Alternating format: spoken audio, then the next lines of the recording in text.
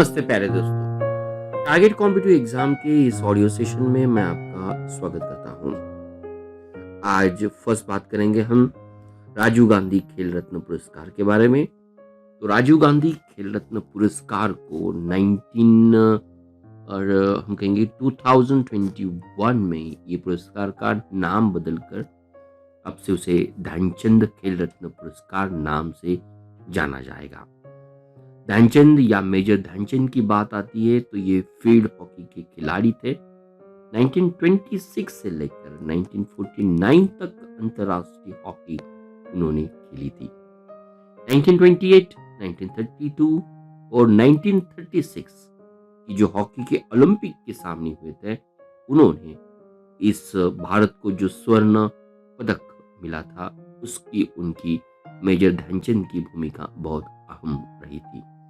Major Dhyanchand का जो जन्म दिवस है 29 अगस्त ये हम नेशनल स्पोर्ट्स डे के तहत मनाते हैं और नेशनल स्टेडियम ऑफ दिल्ली का भी नाम अभी मेजर ध्यानचंद नेशनल स्टेडियम ये 2002 से दिया गया था।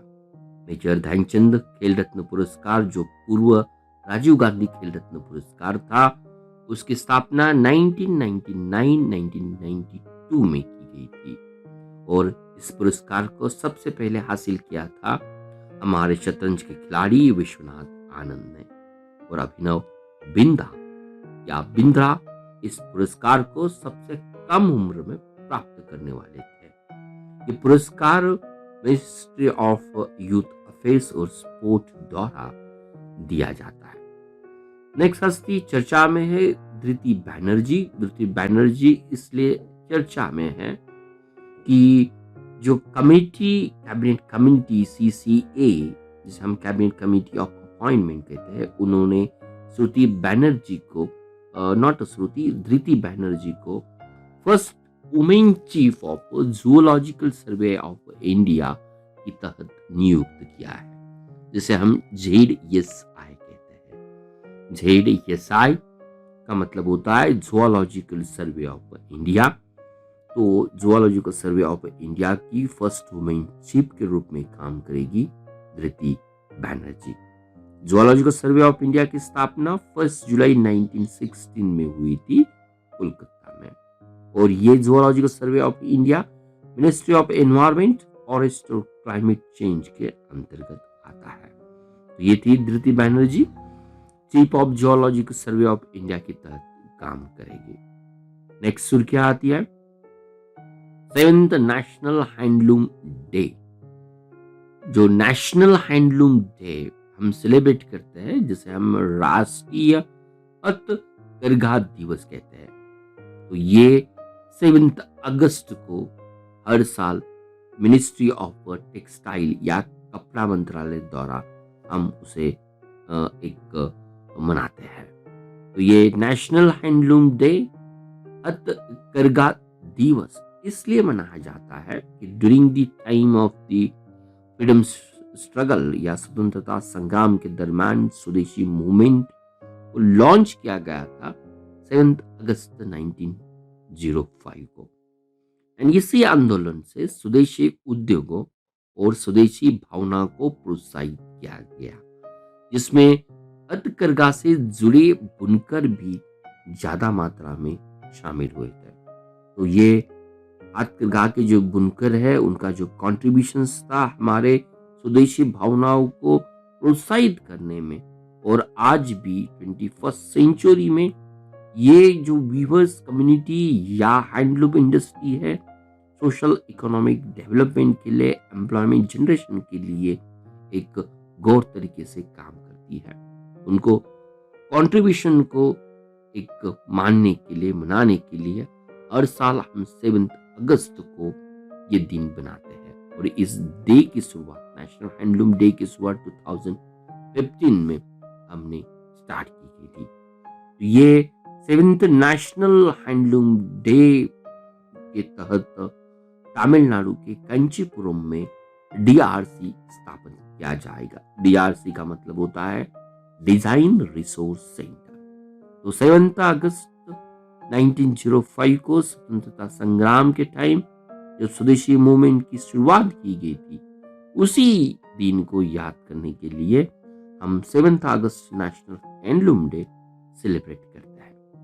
नेक्स्ट बात आती है, पश्चिम बंगाल सरकार ने 5 स्कॉच पुरस्कार 2021 को जीते। स्कॉच, SKOCH, स्कॉच पुरस्कार ये स्कॉच फाउंडेशन ऑर्गेनाइज करता है।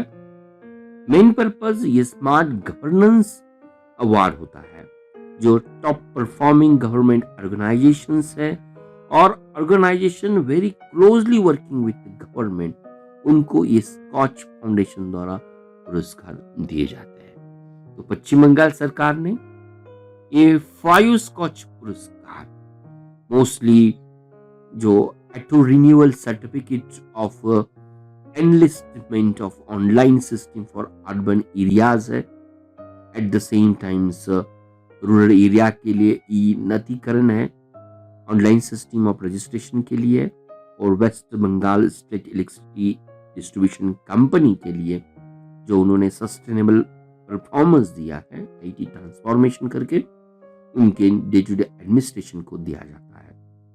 तो हमारे एग्जाम के लिए ओनली 1 MCQ रहेगा कि स्कॉच पुरस्कार किस क्षेत्र में दिया जाता है। तो स्कॉच पुरस्कार ये गवर्नमेंट से जुड़ी ऑर्गेनाइजेशंस और उनको हेल्प करने वाली जो सब्सिडरी ऑर्गेनाइजेशंस होती है उनको दिया जाता है। और 2020 के लिए यहाँ पे वेस्ट बंगाल को सबसे ज्यादा 5 स्कॉच पुरस्कार मिल चुके हैं।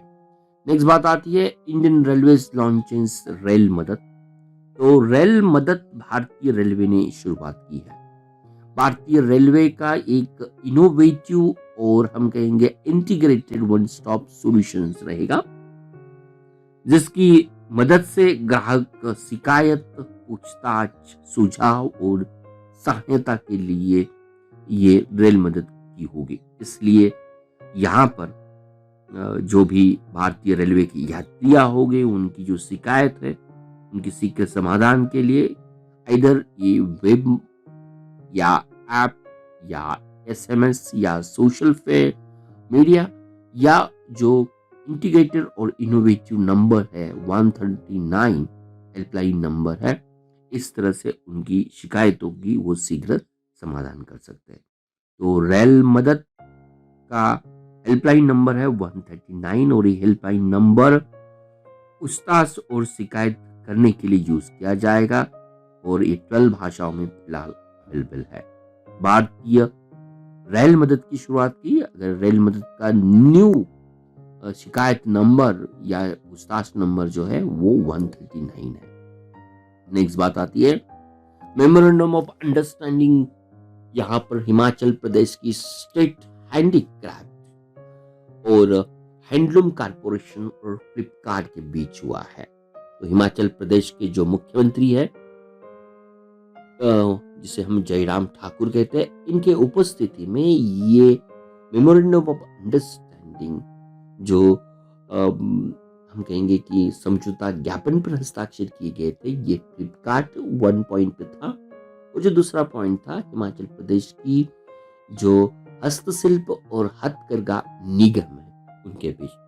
तो ऑलमोस्ट इस प्लेटफॉर्म पर जो हिमाचल प्रदेश के 20,000 कारागीर है, आर्टिशियंस है, हैंडलूम इंडस्ट्री या हैंडक्राफ्ट से रिलेटेड, डेफिनेटली उनके प्रोडक्ट के लिए वर्ड डिमांड या ऑनलाइन उनको यहाँ पर डिस्प्ले किया जाएगा। तो फ्लिपकार्ट ये ई-कॉमर्स कंपनी है, उसका हेडक्वार्टर बेंगलुरु में है। ये कंपनी को फिलहाल अमेरिका की MNC कंपनी वॉलमार्ट में परचेस किया हुआ है और मिंत्रा और फेन के ये दो इस कंपनी के हम कहेंगे सिस्टर कंसर्न है। तो हिमाचल प्रदेश ने राज्य हस्तशिल्प और हथकरघा निगम और फ्लिपकार्ट के बीच समझौता ज्ञापन पर हस्ताक्षर किया है। नेक्स्ट बात आती है सत्यम प्रोग्राम। सत्यम प्रोग्राम इसलिए न्यूज़पेपर में था, यूनियन मिनिस्टर ऑफ स्टेट और इंडिपेंडेंट चार्जेस, उन्होंने science and technology, department of science and technology DST ये सत्यम को इम्प्लीमेंट करती है। इसका बयान किया। सत्यम प्रोग्राम 2015 से वर्कआउट होता है। तो हमें ये जरूर जानना पड़ेगा what is meaning of Satyam. तो Satyam stands for Satyam, SATYAM, Satyam science and technology of yoga and meditation, science and technology of yoga and meditation. तो ministry department of science and technology के अंतर्गत ये सत्यम प्रोग्राम साइंटिफिक रिसर्च कर रहा है कि योगा और मेडिटेशंस का ह्यूमन बीइंग के वेलबींग में क्या फर्क होता है। 2015 से सत्यम प्रोग्राम इम्प्लीमेंट कर रहा है। तो मानसिक स्वास्थ्य और शारीरिक स्वास्थ्य के लिए योगा और ध्यान माध्यम का क्या प्रभाव होता है। 2020-21 के दौरान इसी विभाग ने योग और ध्यान की प्रभाव का पता लगाने के लिए कोविड-19 और संबंधित वायरस से निपटने के लिए सत्यम प्रोग्राम के तहत विशेष अरेंजमेंट भी किया था। तो ये सत्यम प्रोग्राम इस मिनिस्ट्री द्वारा इंक्लूड किया जाता है, इम्प्लीमेंट किया जाता है। तो हमारा आंसर रहेगा department of science and technology, जो साइंस एंड टेक्नोलॉजी मिनिस्ट्री के अंतर्गत आता है। सत्यम का long form, Satyam stands for science and technology of yoga and the meditation. तो सत्यम में प्रोग्राम्स साइंस और टेक्नोलॉजी का योग और मेडिटेशन पर क्या प्रभाव पड़ता है या साइंटिफिक वजह क्या होती है, ये देखने का काम करती है। नेक्स्ट मिनट आता है PM दक्ष। ये मोबाइल ऐप भी है और ये हम कहेंगे पोर्टल को भी हमारे ministry of social science and empowerment minister ने लॉन्च किया है। तो मिनिस्ट्री ऑफ सोशल साइंस, जिसे हम सामाजिक न्याय और अधिकारिता मंत्रालय कहते हैं, PM दक्ष ये पोर्टल भी होगा और मोबाइल ऐप भी होगा। और इसका मेन उद्देश्य जो बैकवर्ड क्लासेस है, पिछड़े वर्ग है, अनुसूचित जातियां, अनुसूचित जमातियां और मोस्टली सफाई कर्मचारियों को लक्षित समूह के लिए कौशल्य विकास योजनाओं को सुलभ बनाने के लिए ये PM दक्ष रहेगा। PM दक्ष का लॉन्ग फॉर्म प्रधानमंत्री दक्षता और कौशल्य संपन्न हितग्राही योजना। ये 2020-21 से उसको इंप्लीमेंट की जाएगी। प्रधानमंत्री दक्षता और कौशल्य संपन्न हितग्राही योजना। तो इस योजना के तहत जो भी टारगेट ग्रुप हो गए, बैकवर्ड क्लासेस हो गए, सफाई कर्मचारी हो गए, शेड्यूल्ड कास्ट हो गए, उनके लिए ये स्किल डेवलपमेंट प्रोग्राम्स होगा। स्किलिंग करना, रिस्किलिंग करना, शॉर्ट टर्म ट्रेनिंग प्रोग्राम देना या लॉन्ग टर्म ट्रेनिंग प्रोग्राम देना, एंटरप्रेन्योरशिप डेवलपमेंट प्रोग्राम इस प्रोग्राम के तहत दिया जाएगा। This is known as PM Daksh. PM Daksh stand for prime minister Dakshata and Kaushalya, यहाँ पर संपन्न हितग्राही योजना, ये उसका लॉन्ग फॉर्म होता है। नेक्स्ट बात आती है केरल की जो संस्था फिलहाल पिक्चर्स में है, जिसे हम SCTIMST कहते हैं। SCTIMST stand for the Shri Chitra Tirunal institute of medical science and technology.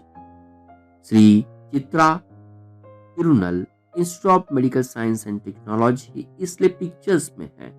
India का first national heart failure biobank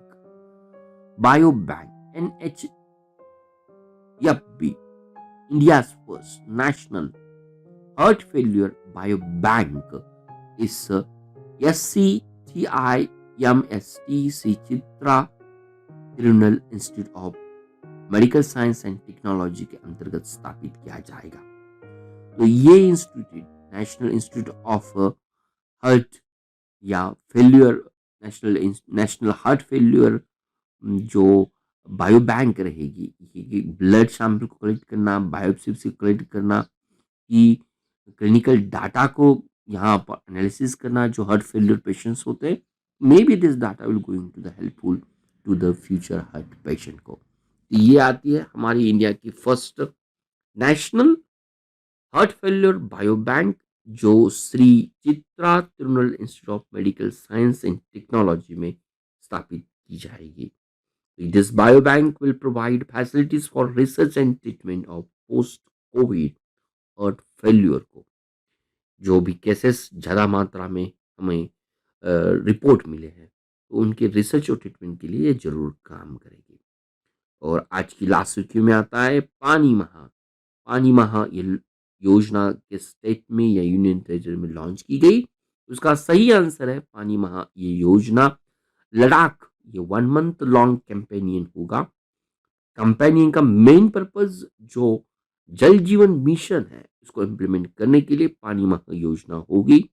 block और पंचायत लेवल पर इम्प्लीमेंट की जाएगी।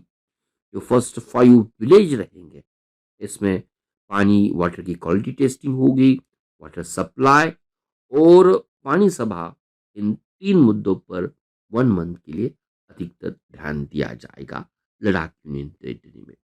मेरे प्यारे दोस्तों, ये थी ऑलमोस्ट 10 पॉइंट्स। हमारे हर दिन की तरह रोज हम 10 to 12 पॉइंट कवर कर लेते हैं। अगर इस ऑडियो सेशन को आप एंजॉय करते हो तो डेफिनेटली इट इज़ मेरी रिक्वेस्ट है, आप उसे ज़रूर अपने फ्रेंड सर्कल तक शेयर करने की कोशिश करो। धन्यवाद। Thank you for watching Target with Professor Peace Positive Way. We request you to be a voluntary donator to become our Prime and Pride motivator.